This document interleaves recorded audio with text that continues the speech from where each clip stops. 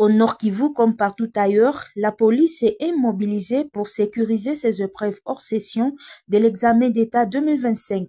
Le coup d'envoi a été fait par le vice-gouverneur de province, le commissaire divisionnaire Louis Segon Karawa, ce lundi 2 juin 2025, au centre du complexe scolaire Mousseke, dans la ville de Beni. Plus de 30 000 candidats vont passer ces épreuves au Nord Kivu 2, a fait savoir l'autorité éducationnelle Nord Kivu 2. Excellences, Monsieur le vice-gouverneur, les épreuves que vous allez lancer tout à l'heure concernent le candidat finaliste des humanités de l'enseignement secondaire, dont les effectifs provinciaux se présentent comme suit. Ils sont à 30 307 au total pour la province du Nord Kivu, dont 15 108 filles.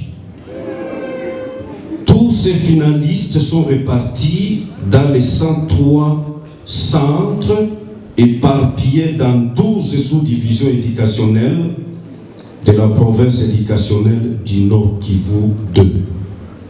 Pour sa part, le vice-gouverneur remercie le Fonds des Nations Unies pour l'enfance, UNICEF, pour son implication dans l'acheminement des items dans tous les coins de la province, y compris les zones qui échappent au contrôle du gouvernement congolais.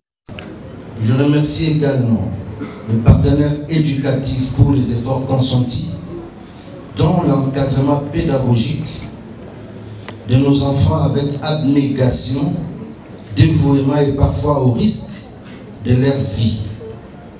Dans ce cadre, une mention spéciale et exceptionnelle revient à l'UNICEF qui s'est chargé de l'acheminement des malles contenant les items dans le coin et recoins, même dans les zones sous contrôle ennemi.